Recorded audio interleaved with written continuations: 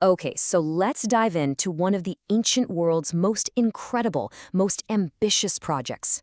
We're talking about a massive line of stone and turf that literally marked the edge of the known world for the Roman Empire. We're talking about Hadrian's Wall. So, first things first, let's just let this number sink in. 73 miles.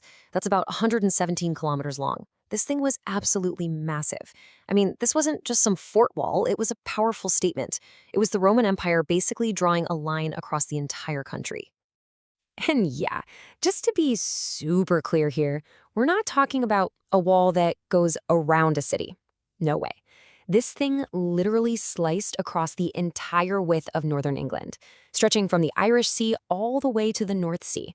It was the ultimate frontier. So that really begs the question, right? Why? Why on earth would anyone build something so huge, so expensive, and so, well, difficult? What was the problem that was so massive that a 73-mile wall was the only answer? All right, to figure that out, we've got to travel back in time. We're heading to Roman Britain, which was basically the wild, wild north of the Roman Empire. For them, this was it. This was the edge of civilization. Well, its main job was pretty straightforward, to create a hard border. The whole thing was ordered up by Emperor Hadrian way back in 122 AD. And the goal? To protect the Roman part of Britain from all the unconquered tribes up north. You know, the folks the Romans called the Picts and the Scots. It was, quite literally, their line in the sand. Okay, so saying you're going to build a border is one thing, but actually building it, that's a whole other ballgame. So let's talk about how this engineering marvel actually got built. And what's just wild is how long this wall was in use. So Hadrian gives the order in 122 AD. The main chunk of construction gets done pretty fast. But get this, it stayed a fully operational, manned border for almost 300 years, all the way until the Romans finally packed up and left Britain in 410 AD. That's some serious staying power. Now, even though that main construction phase was quick, the whole shebang, all the forts, all the towers, everything, took a really long time. We're talking over 15 years. And it took thousands and thousands of people, soldiers and workers, to pull it off. Just a massive, massive undertaking. So how'd they actually manage it? Well, classic Roman efficiency, that's how. The plan was smart. They used a mix of whatever was around, mostly stone over in the east, and then more turf and wood in the west. But the real genius was the design. This was never just a simple wall. It was a whole fortified system, built to be tough. And this system was seriously clever. You had about 16 big forts, and each one could house hundreds of soldiers.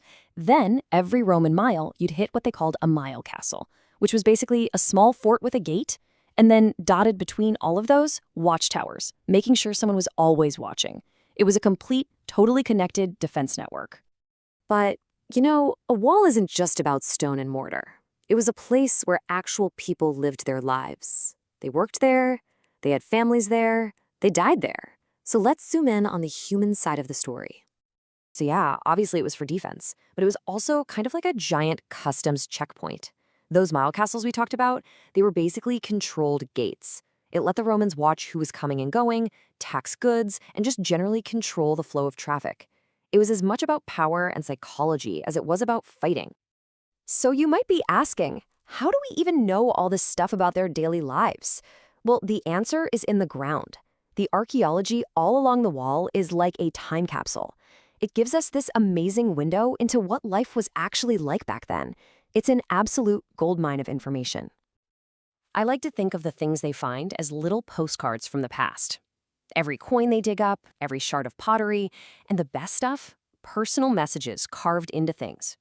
All of it tells a tiny part of a much bigger story, the story of the real people who called this frontier home. So what happens when the Romans just leave? Did the story of the wall just end in 410 AD? Not at all. It just started a new chapter, one that's left echoes we can still find today. Well, once the Roman army was gone, the wall was pretty much left to fend for itself. For centuries, it just sat there, crumbling. It became a free-for-all quarry, really. Locals would just come and take the stones to build their own farms, their churches, their houses. The wall was literally being recycled and disappearing back into the landscape.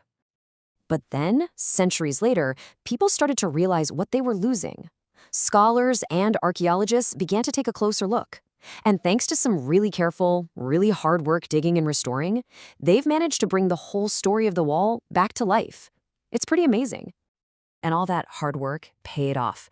In 1987, it got the big one. It was named a UNESCO World Heritage Site, and that's a huge deal. It means it's officially recognized as being important, not just for Britain, but for all of human history. So that brings us right up to today. And the coolest part about Hadrian's Wall?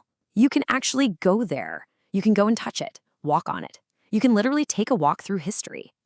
So if you're thinking of going, where do you even start? Here's my personal recommendation. First, you've got to check out Vindolanda. It's a fantastic fort with a museum that'll blow your mind. Then you have to climb up to Housestead's fort. The views from there are just wow.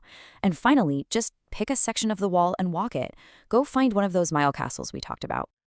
And honestly, there's a ton more to do. You can get a guided tour if you want all the inside details. The whole thing is now a national trail, so you can hike or even bike along it. Or you could just pop into a cool nearby town like Hexham and soak it all in. When you boil it all down, that's what Hadrian's Wall really is. It's this almost 2,000-year-old monument to the very idea of a border. It's a physical reminder of how the Romans saw the world, a line between us and them, between what they saw as order and everything else. And that kind of leaves us with one last big question to think about, doesn't it? Today, Hadrian's Wall is this incredible, beautiful ruin. It makes you stop and wonder, what will our borders look like in 2,000 years? What traces will we leave behind for future generations to find?